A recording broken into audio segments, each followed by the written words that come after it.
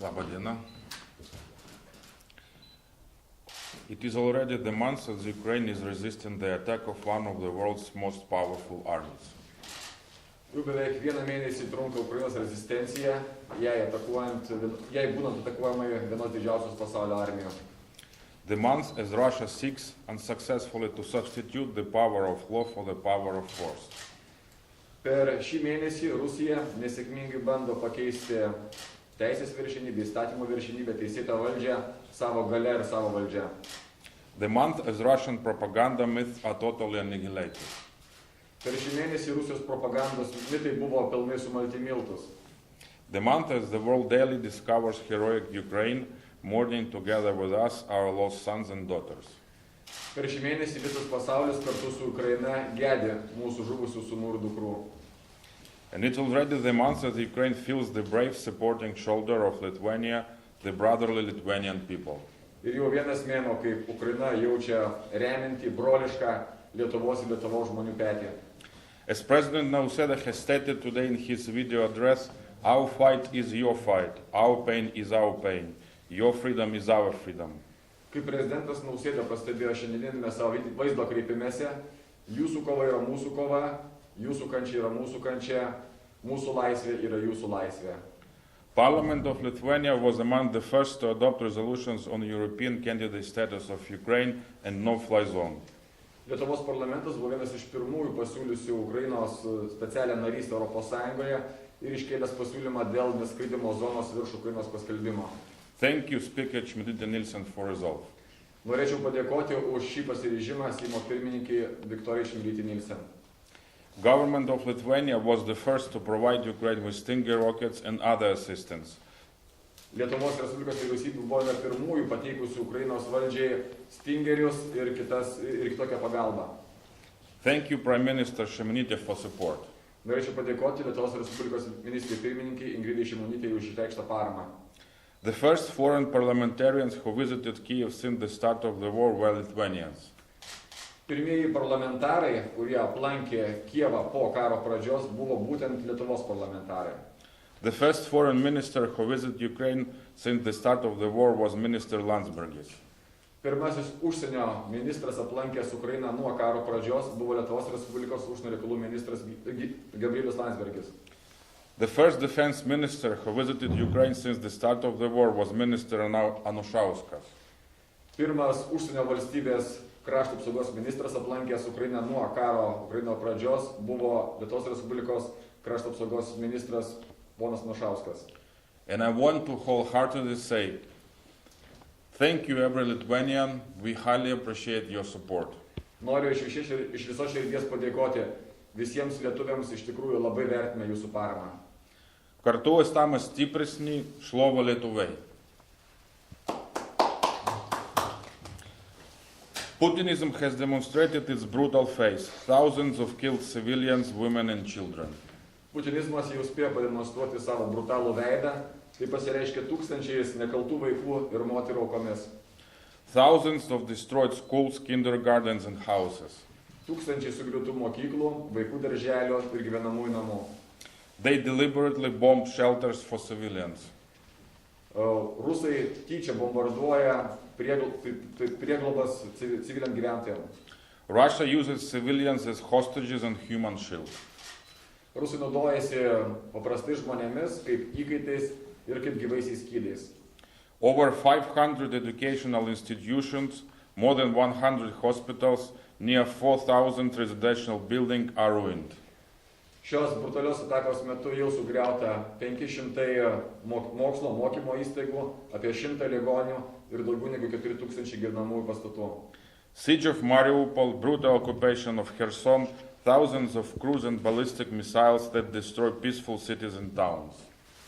Girdime apie Mariupolio apgultį, apie Khersono įvykius, kurie ir apskritai Ukraina iki šiol yra bombarduojama šimtais ir tūkstančiais raketų. The number of civilians killed by Russian troops today exceed the military losses. Šiuo metu civilių gyventojų žūtys, kurie žuvo nuo agresoriaus rankos, viršyje mūsų karinę žūtį savo skaičiumi. Just because Putin fails in his so-called special operation and desperate to blackmail Ukraine by humanitarian catastrophe. Putinui nesiseka jo vadinamoji karinė operacija ir dėl to bandoma šantažuoti Ukrainą, bandant priversti ją patirti humanitarinę katastrofą. This is the brutal face of Putinism, Nazism of the 21st century. Tai yra brutalusis putinizmo veidas, ką drįšiu palyginti 21-ojo amžiaus nacizmui. And Europe must clearly see these pictures and at last understand that Putinism has no place in Europe. Europa turi labai aiškiai matyti šios vaizdus ir aiškiai suprasti, kad putinizmui Europoje nėra vietos. It is in the interest of every European and everyone has to pay heavy price to make Europe a safe place for our children. Tai Tai yra visų europiečių bendras interesas ir dėl to kiekvienas turi sumokėti aukštą kainą tam, kad mūsų vaikams Europa būtų saugiais namais. And every $1 billion that European countries today pay every day for oil and gas is used to buy more missiles and tanks to kill Ukrainians. Kiekvienas milijardas eurų, kuris yra pervedamas Rusijos vyriausybėje už įsigijamas prekes, šiuo metu yra panaudojamas didesniam tankų, raketų įsigijimui. Europe has to feel the brutality of Putinism as Ukrainians feel every second for a month. Europa turi pajusti putinizmo, šito režimo brutalumą, taip kaip pat ukrainiečiai jaučia jau visą mėnesį. And Europe must take at last all hard decisions. Establish no-fly zone over Ukraine. Ir Europa turi priimti tuos sunkius, bet reikalingus sprendimus. Tai yra sukurti neskraidimo zoną virš Ukrainos. Provide Ukraine with modern air defenses. Suteikti Ukrainai modernių oro gynybos priemonių. Install full energy embargo on Putin. Paskelbti Rusijai ir Putinui pilną energetinį embargo. Cut all Russian banks from SWIFT. Atjungti visus Rusijos bankus nuo SWIFT sistemos. Cut Russia from trade and close all ports for Russian ships. Atjungti Rusiją nuo pasaulio prekybinių tinklų ir uždaryti visus jūrų uostus rusų laivams. If Europe is unable to make strong decisions, thousands of Ukrainians will die and Europe will continue to live in fear of Russian attack. Jeigu Europa nesugebės priimti sunkių ir reikalingų sprendimų, žus tūkstančių ukrainiečių, o Europa ir toliau gyvens bijodama, kad gali atakuoti Rusiją pačią Europą. It's already a month, but many politicians still can't accept the reality and realize that they cannot be business as usual with Russia. Šie dalykai trunka jau mėnesį, tačiau dėja kai kurie politikai dar nesupranta, kad vadinamojo business as usual arba įprastinių santykių su Rusija nebėra ir nebegali būti. Indeed, it never will. Ir iš tikrųjų tokių santykių niekada ir nebebus. The risks to the world now are so high that people themselves will not accept doing business as usual with Russia. Rizika pasaulyje ir žmonėms yra tokia didelė, kad žmonės patys ir verslai turbūt nenorės turėti jokių santykių verslo su Rusija. Just look at the mass campaigns in support of Ukraine around the globe. Užtenka vien pažvelgti į pasaulinės Ukrainos paramos kampanijas, kurios vyksta visame pasaulyje. And I hope that decision makers will listen to the voice of their citizens. Ir aš tikiuosi, kad sprendimus priimantis žmonės, politikai išgirs savo rinkėjų, savo piliečių balsus. The hardships of war itself is the toughest test. Karo sunkumai yra pats didžiausias išbandymas. In this war unleashed by Russia, Ukraine has to win. Šiame Rusijos sukeltame kare laimėtojas turi būti vienas, tai yra Ukraina. We all have to work towards this result. Visi turime pasistengti, kad ši siekiamybė taptų realybė. Victory depends on many things, but I believe the following four are the most crucial. Pergalė lemia daug dalykų, tačiau mano giliu įsitikinimu esminiai yra 4. The professionalism and devotion of our defenders. Pirmas, tai yra mūsų gynėjų profesionalumas ir atsidavimas. The unity of society and deep faith in victory. Visuomenės vieningumas ir gilus tikėjimas pergalė.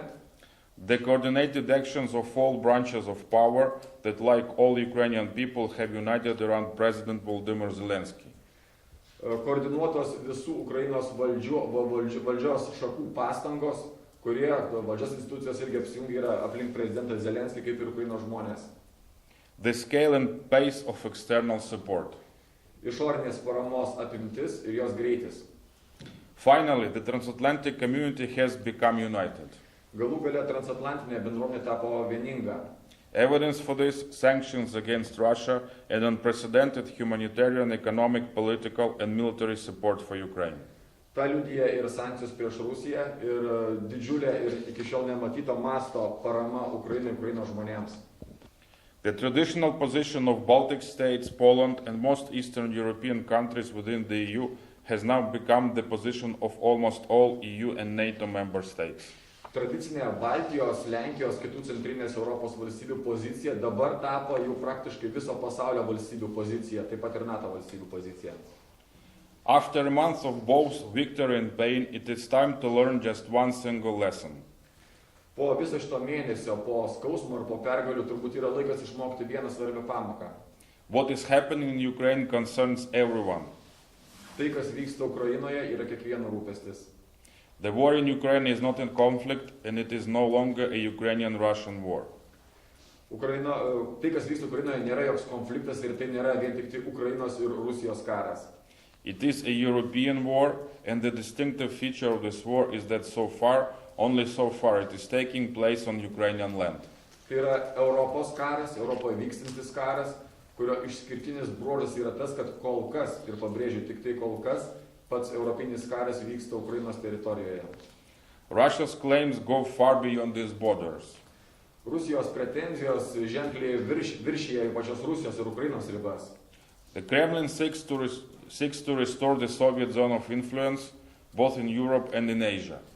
Kremlius siekia atkurti sovietinės buvusios imperijos ar Sovietų sąjungos įtakos zoną tiek buvusiose Sovietų sąjungos valstybėse, tiek Azijoje. The Kremlin seeks to break the existing system of international relations and discredit all current security institutions. Kremlius siekia suskaldyti ir suaižyti visą esamą saugumo pasaulio sanklodą ir taip pat diskredituoti saugumo organizacijas ir institucijas. Everyone can learn from the Ukrainian experience what a fascist country with mass destruction weapons is capable of. Galime visi pamatyti ir įstikinti, ką gali padaryti valstybė, kurios rankose yra galingi ginklai ir fašistinė ideologija. Russia's goal is to eliminate everything associated with Ukraine. Rusijos tikslas yra išnaikinti, nutrinti nuo žemės paviršiaus viską, kas yra siejama su Ukrainos vardu. The more we resist, the more Russia will consolidate its goal of ultimate solving of the so-called Ukrainian question. Kuo labiau mes priešinamės, tuo labiau stiprėja Rusijos pasiryžimas išspręsti tą vadinamąjį Ukrainos klausimą. The same way Hitler tried to solve the Jewish question in his time. Tai primena lygiai taip pat Hitlerio veiksmus, kai jis bandė išspręsti vadinamąjį žydų klausimą savo laiku. We all know how it all ended. Visi puikiai žinome, kaip tai baigėsi. That is the reason why we have to spare no effort to repeat that ending, the absolute and unconditional victory, not only in Ukraine but in Europe. Būtent dėl šios priežasties siekime tikslo, tai yra, kad būtų absoliuti ir neginčiama pergalė tiek Ukrainoje, tiek Europoje. Since Europe's survival is at stake. Šiuo metu kalbam apie Europos išlikimą. Only total deputinization of Europe can open a bright future for our continent. Mūsų kontinento šviesi ateitis priklauso tik tai nuo pilnos ir visiškos Europos deputinizacijos. And I would like to call everyone to support the online petition. Norėčiau pakviesti, kad visi palaikytumėte šiuo metu vykstančią internetinę peticiją. The global web movement Avaz posted an online petition calling on world leaders to bring Putin to international responsibility for war crimes in Ukraine. Šiuo metu yra kviečiami žmonės pasirašyti internetinę peticiją, kurios pagrindo yra kviečiama arba siūloma Putiną patraukti baudžiamojon atsakomybėn už karo nusikaltimus įvykdytus Ukrainos teritorijoje. Today, 1,300,000 people from all over the world have already signed this petition. Šiuo metu šią peticiją yra jau pasirašę daugiau negu 1,300,000 žmonių iš viso pasaulio. And we need 2 million of petitioners. Everyone can do it. Please do it. Mums reikia 2 milijonų pasirašančių asmenų, taigi kiekvienas, kas galite pasirašyti, prašome pasirašyti. The enemy was unable to obtain a victory by a rapid operation in Ukraine. Ukrainoje priešui nepavyko pasiekti pergalės greitų karu. Invading forces did not achieve any of the strategic objectives. Įsiveržusios pajėgos, priešo pajėgos nepasiekė nei vieno strateginio tikslo. Therefore, aggressor is trying to cause a humanitarian catastrophe and destroy our potential. Dėl šios priežasties agresorius stengiasi sukelti humanitarinę krizę ir sugriauti mūsų potencialą. Preliminary losses to Ukraine are estimated $565 billion. Preliminarų šiuo metu patirti Ukrainos praradimai yra vertinami jeigu piniginė išraiška 567 milijardais JAV dolerių. Approximately 12 million internally displaced people, about 4 million have already fled Ukraine. Apskritai Ukrainos teritorija šiuo metu yra jau palikę apie 4 milijonai gyventojų, o 12 milijonų gyventojų likusių Ukrainoje buvo priversti pasitraukti iš savo gyvenamųjų vietų ir, vadinkim, yra pabėgėliai savo pačių žemėje. The worst figure is 121 murdered and 168 children maimed by the Russian miscreants. Pati ta blogiausias skaičius tai yra 121 žuvęs vaikas. More than a year or decade will pass after the victory, but Ukrainian children will still remember and will tell their children about the air raids and the sounds of sirens. Nebijotina, kad praeis dar daug laiko ir ukrainiečių vaikai pasakos savo vaikams apie tą baimę, kurią patyrė gaudžiant sirenoms ir vykstant Rusijos oro antpuoliams. And it is the 21st century and the heart of Europe. Tai vyksta 21 amžiuje ir Europos širdyje. Today we need a lot of humanitarian support, everything from food and water to kids' nourishment. Šiuo metu mums reikia daug humanitarinės pagalbos, tai yra visko, įskaitant ir maistą, vandenį, taip pat ir mažyliams maistą. Please provide further support until we win in this war. Todėl kviečiu remti Ukrainos pastangas ir toliau, tol kol pasieksime pergalę šiame kare. This date coincides with two events, the NATO summit and the European Council meeting. Ši data sutampa su dviem datomis, tai yra NATO summitas ir Europos tarybos susitikimas. I believe that today the transatlantic community will find the strength to go further, acknowledge its political and moral obligation to protect humanity. Aš tikiuosi, kad transatlantinė bendruomenė šiandien yra savėje jėgų žengti toliau, siekdama apginti žmoniškumą, žmogiškumą ir taiką Ukrainoje. And acknowledge the heavy price for peace that everyone in Europe has to pay. Tuo labiau, kad yra žinoma, kokia yra ta brangi taika ir kiek daug reikia už ją mokėti. Either we stop Putin in Ukraine, stop him together, or the West will stop him on its own tomorrow. Taigi arba Putiną mes stabdome dabar, stabdome kartu ir stabdome jį Ukrainoje, arba rytoj vakarams teks Putiną stabdyti savarankiškai. And no one can say where the final battle will be fought. Ir iš tikrųjų niekas negali pasakyti, kur vyks paskutinis lemiamas mūšis. Slava Ukraini. Slava Ukrainai. Yes, of course. My main question is, you mentioned steps that the West need to take in order to save Ukraine, but there are some obstacles regarding some questions for closing the sky and for gas and oil boycott. Could you tell me, please, what is your short-term main aims regarding Western sanctions to Russia? The main aim of all sanctions is to stop this war immediately. Now, which sanctions is the main sanctions? The main sanctions in are short-term? oil and gas embargo. This is the short-term ultimate goal. Because every day, as I mentioned, $1 billion is paid to Putin every day since the beginning of aggression, and as long as it continues, this money will save Putin's regime and will provide them the resources to continue to buy missiles and tanks. Tai apibendrinant klausimą ir atsakymą, klausimas buvo apie tai, kokie būtų vis tik tai vidutinio laikotarpio arba trumpesnio laikotarpio tikslai siekiantys vedantys link pergalės. Ir atsakymas yra toksai, kad patys svarbiausia, aišku, yra atkirsti Putiną nuo finansinių šaltinių finansavimo, kuris gauna iš naftos ir dujų pardavimo, kadangi šiuo metu į Rusijos biudžetą kiekvieną dieną iš šių resursų pardavimų įkrenta $1 milijardas JAV. So if Europe is unable to impose those strong sanctions that exist are not enough to stop Putin. Tai jeigu Europa nesugebės įvesti stipresnių sankcijų, tai galiu sakyti, kad esamos sankcijos nėra pakankamai stiprios, kad sustabdytų Putiną. And it's also the price for the peace in Europe that we have to pay, that every country in Europe has to pay. Kartu galima sakyti, kad tai yra kaina už taiką, kurią turime sumokėti visi kaip europiečiai už tai, kad taika būtų Europos kontinente. We cannot buy security and peace in Europe on sale or by some discount. Negalime nusipirkti taikos už nuolaidą arba per išpardavimus. Kaina yra tokia. Ukrainians are paying heavy price, and everyone in Europe, we believe, has to pay its part of price. Ukrainiečiai šiuo metu moka labai aukštą kainą ir mes tikime, kad kiekvienas arba visi europiečiai, visa Europa irgi turi mokėti pakankamai aukštą kainą. Another short-term goal for sanctions is full trade embargo for Russia. Kitas trumpalaikis tikslas yra pilnas Rusijos prekybos embargo. We should not buy and sell in cooperation with Russia. Tiesiog neturėtume nei pirkti, nei parduoti nieko, nei Rusijai, nei iš jos pirkti. Ukrainian society has demonstrated an incredible will to resist, really admired by the whole world. After a month, how can you describe it are the spirits still high? And also, do you see any prospects that the war could end sometime soon? Of course, we hope that the war will end very soon. Of course, we hope for that. Tai atsakymas į klausimą, aišku, mes tikimės, kad karas baigsis labai greitai, tokia yra mūsų viltis ir lūkestis. And of course, the morale is high to fight this combat till the end. Ir aišku, moralė, mūsų pasiryžimas kovoti iki pat galo yra labai aukšti. Ukraine is in total defense mode. Ukraina dabar ją vadinkime totaliam gynybiniam režime.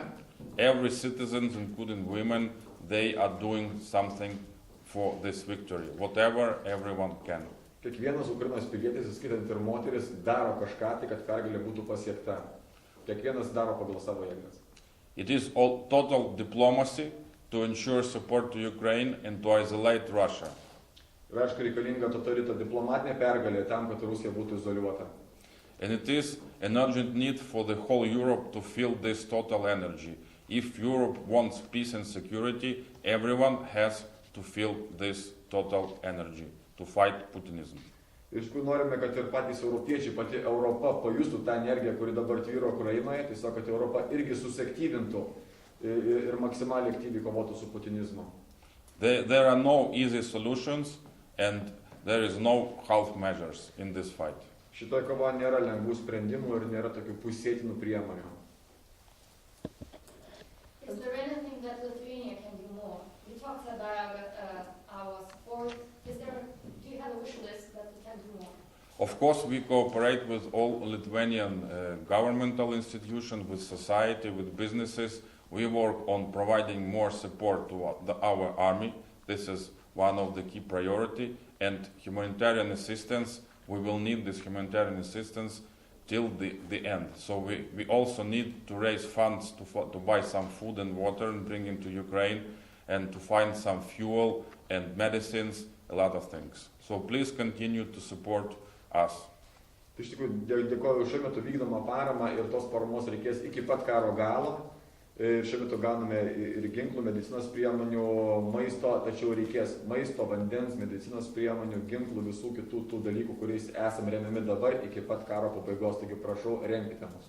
And even in this difficult time, we try to keep alive our economy, and the first immediate thing is to plant seeds right now in the spring. We need a lot of things, including fuel and some fertilizers. Ir netgi šiuo sudėtingu laikotarpiu mes tengiamės, kad mūsų ekonomika nenuskęstų, liktų paviršyje. Tai šiuo metu prasidėjus ir greit prasidės sėja. Dėl to mums reikia ir kūro, reikia ir trąšų tam, kad būtų galima tiesiog pradėti sėją Ukrainoje. And we also want everyone to support publicly Ukraine. We have on this Sunday, on 27th of March, a big marathon which will be held on the central square in Vilnius, Town Hall Square. Please come there and show your support. 27 kovo Rotušėje vyks didelis renginys, toks maratonas. Iš tikrųjų mums labai svarbi jūsų visų parama, mums labai svarbus tas, vadinkime, viešų ryšių aspektas. Tai tikrai kviečiame visus į tą maratoną 27 dieną Rotušės aikštėje atvykti ir išreikšti savo paramą. Please come to support Ukraine. Atvykite paremti Ukrainą. Last week you said that it might be that China helps Russia economically.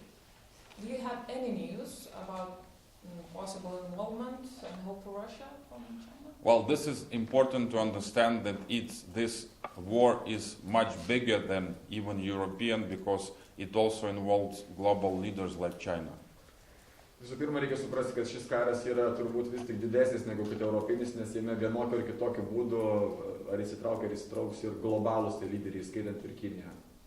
And it is important and crucial to prevent any type of assistance to Russia in this time, because the whole strategy of sanctions, they are aimed at not letting Russia to have resources to continue this aggression in Europe. Tai manau, kad labai svarbu yra ir toliau Rusiją atkirtinėti nuo bet kokios paramos, nuo bet kokių resursų išteklių, kurie gali patekti jos rankas vykdant šį karą Europoje. That's why it's important for the whole Europe and transatlantic partners like United States to work every day with China and other states that can support Russia to prevent it. Ir būtent dėl šios priežasties manau, kad svarbu dirbti visiems europiečiams, transatlantiniams partneriams, siekiant neleisti, Kinijai padėti Rusijai.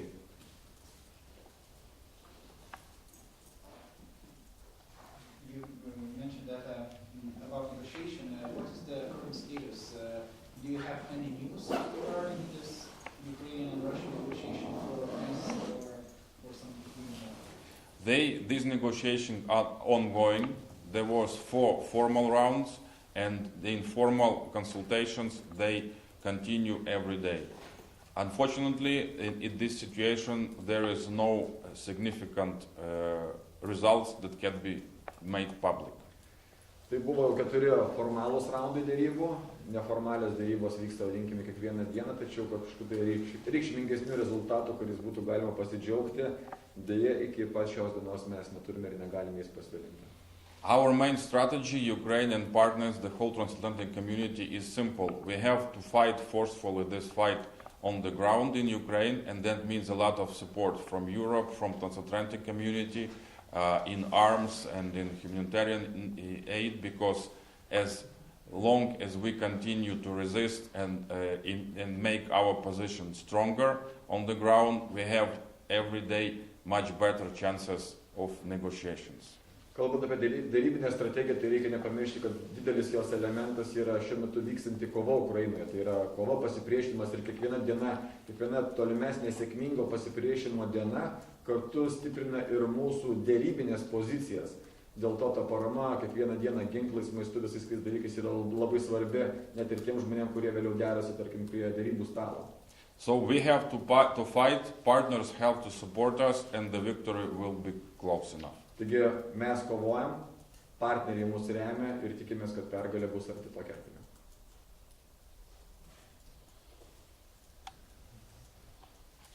Thank you. Ačiū.